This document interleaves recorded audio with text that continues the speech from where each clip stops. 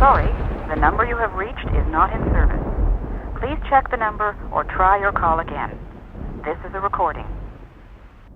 Happy 4th of July, folks. This is John Manzione with the Cold Open. Today we're going to talk about what I think is kind of a new classification for a mod. It's by WISMEC. It's called the Presa, and we'll talk about it. I'll be back right after this.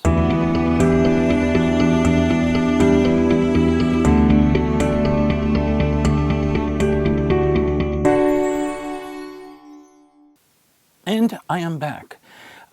Let me tell you a couple of things about WISMEC. WISMEC is a company that is working with U.S. designers and creating products that are going to be different, very cutting edge, state of the art kind of thing, very high quality. And my buddy Jack over at Avenue 40 sent me over their first product.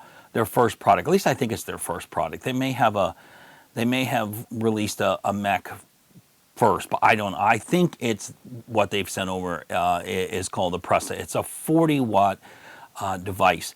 And as you can see, I wrote a written review, and I said this in the written review, and I'll reiterate it here. When you look at pictures of the Presa, you get this idea that it is a lot bigger than it really is, and or at least I do. So when it arrived, when Jack sent over a few of them, and I opened one in black, and it was a lot smaller than I expected, and it was very surprising in a very good way. Because when I looked at it in photographs, I just kind of felt, no, this is just, I mean, it's as a large device, it doesn't appeal to me. But looking at it the way it really is, it is just ingenious. It really is. There's not a whole lot to it, all right? So this won't be a very long review. But for what it is, this Avenue 40 sells it for $44.95. Now, you know, look around, you know, but I mean, they are great. They're a great vendor. Most of their business is wholesale, but they do a retail side. So you can go to their site and pick some up. 1 or 100, you know what I mean? So anyway, let's come down here. This is I gotta get that cue. This is the WISMEC. You know what? Just stop for a minute. Come on back up here. I know I'm rambling, but there's been a while, couple of weeks actually, between this video and the prior video about the Shark Vapor Flask. And the review I did for the awesome Johnson Creek V Elite. And there was a couple of reasons. One was personal reasons. I just did not feel like getting in front of a camera. And when I did get in front of the camera with the V Elite, I watched it. I didn't think it was a very good video. And I watched some other videos. And then it really started bugging me how often I go, it just really made me nuts. But that's sort of inescapable when you do these things without a script, without practice, without doing any real research or having notes anywhere around. So I just basically shoot from the hip, and I tell you what I know about it. I don't tell you what I've researched about it. I read the manuals, of course. I use it. I play with it. I get a feel for it. And then I just tell you in my own words what I think. I don't do a lot of work into this. I do a lot of work into the stuff I do for Spinfuel because I own Spinfuel, but these are more for fun. You know what I mean? So anyway, the reason why I tell you that is because it's been a while, and you'll have to. I'll try to get back into the swing of things. I've got a lot of reviews to do. A lot of stuff has come in. A lot of stuff has been sitting around. A lot of stuff's been shipped to our e-liquid team and to Julia and Kira and Tom. Dave's even going to help me out some, but a lot of stuff is still sitting here. The Innokin InnoCell, and let's see what else. Some tanks and the iStick 40 and all that stuff.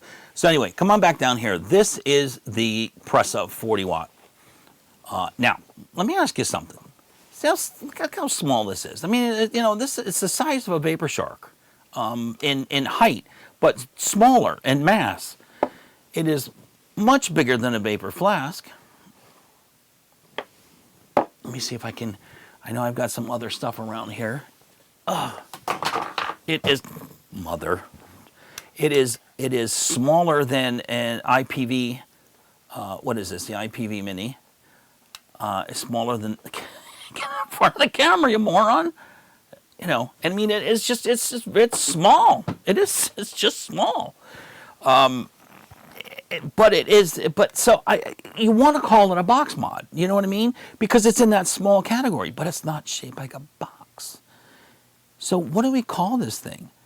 Well, for me, I have been around the office here, I've been calling it a thumb drive. And the reason why is because to me it looks more like it's in the family of you know, big thumb drives that we used to use in my photo studio up north, right? So anyway, it's a box mod, but it's not a box mod. It's just, this is your firing pin right here. This whole big deal right here, all right? And on the side here, these sides here is your up and down. Which, well, you know, let me turn it on. All right, I got it turned on. Now let's come on up here, and come on, you're supposed to be auto-focusing now.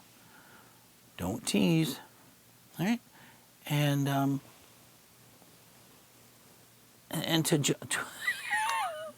to adjust, you just, oh, I gotta lock it. 1, 2, 3, 4, 5. 1, 2, 3, 4, 5. No, come on.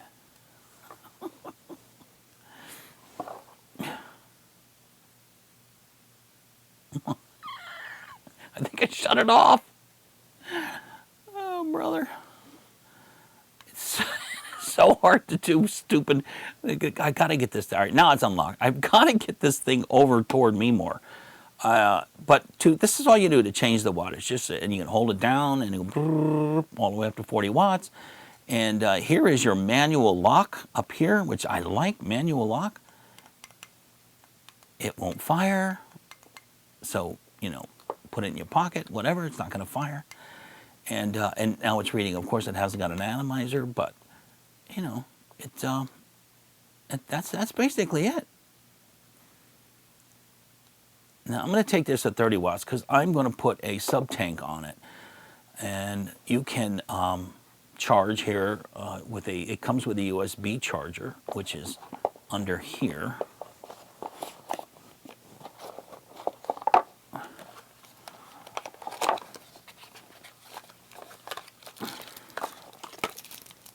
And a 510 to Ego adapter. I'm not sure how many people use clearamizers anymore. If you still use clearamizers out there, guys, let me know. Because I know I used to be all about the X-Jet clearamizer, and I haven't touched one of those in many, many months. So anyway, here's the USB drive. USB cable. USB drive, yeah. Okay. And it has a nice stainless steel battery connector up here. This is a floating pin also, and which makes a nice, I have tried a lot of different tanks on here, and I get a nice fit no matter what. So, all right, come on back up here. I'm going to take the vapor flask up here. One shot Johnny. Johnson Creek via Elite. I'm going to take that off, and I'm going to put the Canteen Elite. Yeah, I'm going to put the Canteen Elite on top of this, which I have done. Now look at this. Look at this. Isn't that a great fit? I mean, just look. Perfect. Perfectly flush. Look down here too. Perfectly flush. I like it. I really like it. And so it's set for 30 watts. Come on back up here, and we'll give it a go.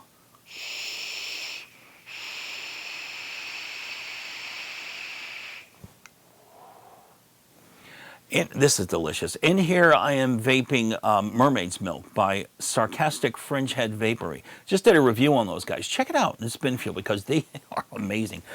They recently had a sale on their Mermaid's Milk and several other flavors in their old bottles. These are their old bottles, and they were half off. So I bought all I could. So just because, and but anyway, this really works well. Let me give you one more vape, and we'll go back down, and I'll show you some closer views of the button in action and stuff like that.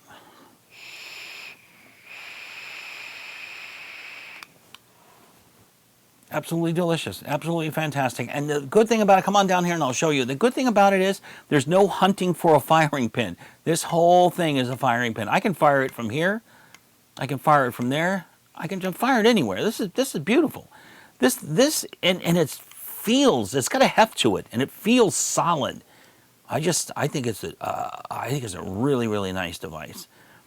This is, I forgot what this is. This drip tip, I got this from VapeRev. I forgot what they were called, but I like them, especially with a sub tank. But this is really nice, and you go up and down. And if I wanted to lock it in, press both the up and down buttons together, and it won't go any higher. And still vape with it, as you can see. Come on up.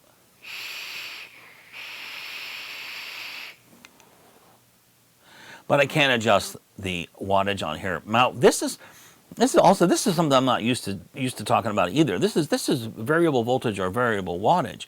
And now we have to unlock. I bet we have to unlock. Let's try it. 1, 2, 3. Yeah. Okay, it worked. Just 3 clicks and you change the voltage.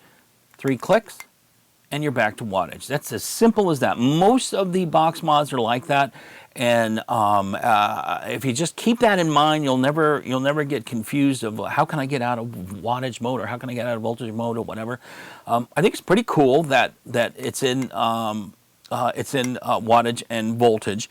And come on back up here. Now, I think the reason why they did that, most experienced vapors, most vapors that have gone on to use box mods or mech mods, or not mech mods, but other regulated devices beyond the Vision spinner type thing, they prefer wattage. I know I prefer wattage. And so we really don't have a use for variable voltage. But people just starting out, especially if they've been using the spinner type devices which is variable voltage, they first they take that step above the SIG-alike, and they stay with voltage for a while. So this is a great device for someone coming off of a spinner type device, because they can stay with voltage until they're comfortable getting used to. And what I like is, I think this thing stopped. No, it didn't stop recording. At least I don't think it stopped recording. We'll see. I'll look like an idiot if it's But anyway,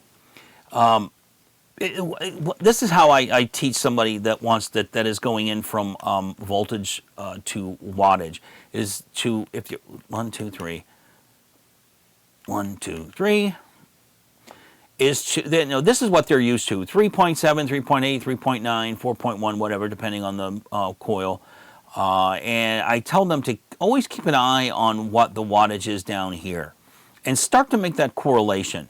And then when you decide to move over 1, 2, 3, then you can do the same thing. Keep an eye on the voltage down here, and if you like to vape a certain clearomizer or tank or whatever at 3.9 volts, then you can always adjust your wattage here until that reading down here says 3.9, and you're good to go. I think that's the way I do it anyway. I mean, there's plenty of ways to do it, but that's the way I do it. It kind of makes it, come on back up here, it kind of makes it seamless, I think, anyway. And but the whole entire strip right here is the firing button, which I think is a great move. It is very, very small. There's an 18650 2600 mAh battery in here, milliamp. I'm trying to say milliamp now.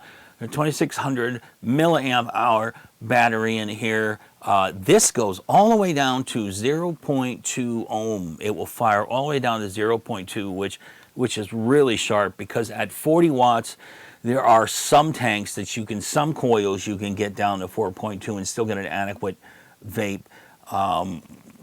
You find not a lot though, so you're going to be going, I think you're going to be going with 0.3 and 0.5. I like 0.3 and 0.5, and I've used both on this thing and got really good results from it. But I haven't tried a 0.2, and maybe I should have, but I just don't think 40 watts is going to be enough, no matter who makes the coil. I could be wrong. If you know, drop it off in the comments. Let me know. But for $40, right around $40, I mean, this is dynamite. I wish you could feel it. I wish you could feel come on back down here, I should say. I wish you could feel how solid this feels. I mean, it is every bit as solid, perhaps even more so than the Kanger Subox. It is the same height as the Vapor Shark. I'm starting to repeat myself here, and I don't want to do that, but I just think it's wonderful for somebody who's really experienced, who have a lot of devices. Would you want this thing? If you've got an extra $40 laying around, you feel like picking something up, something that you can really seriously throw into a backpack or a purse or in your pocket or whatever, and have something at the ready in case one of your more sophisticated, more